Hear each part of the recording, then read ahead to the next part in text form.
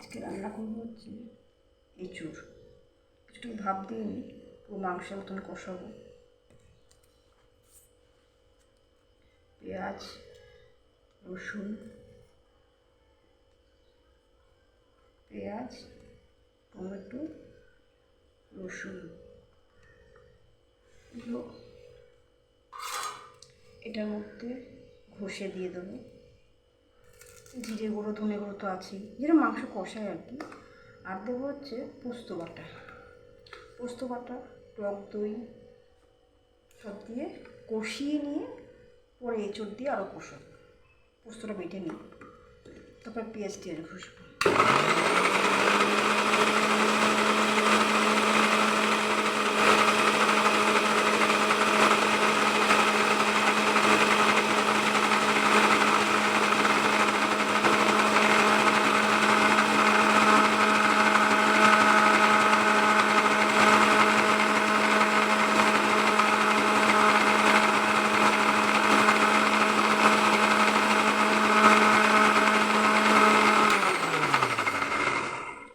মনে হয় পোস্তটা দেখিনি,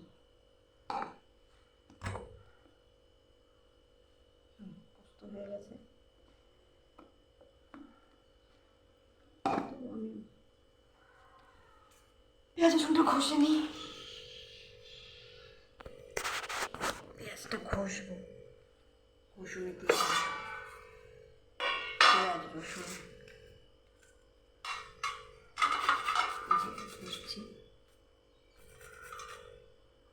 বাটাবাটি সিমে ঘষিয়ে দিয়ে দেবো। মাংস কষাই, তেজপাতা, তেজপাতা, গরম মশলা, জিরা, শুকনো লঙ্কা সব ফোড়ন দেবো। দিয়ে পেঁয়াজ রসুনটা কষিয়ে একটু, তারপরে দেবো এই পোস্ত, তারপরে দেবো হচ্ছে গিয়ে টক দই, জিরা ধনে সব দেবো, জিরে গুঁড়ো, ধনে গুঁড়ো, হলুদ, লঙ্কা গুঁড়ো সব দেবো। পেঁয়াজটা কষে দিই, দিয়ে ভালো করে কষিয়ে যখন গন্ধ বেরোবে তারপরে দেবো পুরো মাংসের মতো হবে।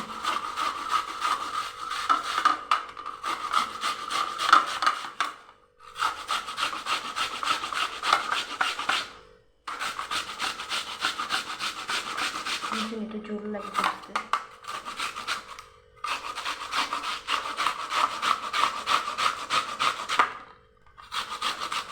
এঁচড়টা খুব ভালো লাগে খেতে।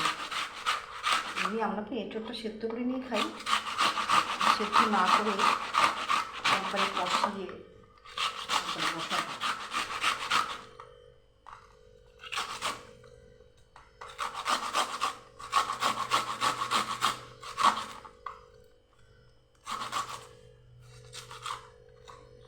হয়ে গেছে, টমেটোটা ঘষবো, ঘষে বসাবো।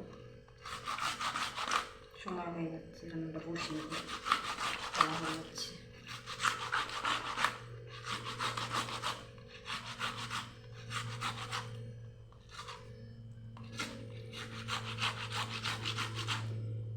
হয়ে গেছে আমার মশলা পেশা, এবার আমি রান্না বসাতে চললাম।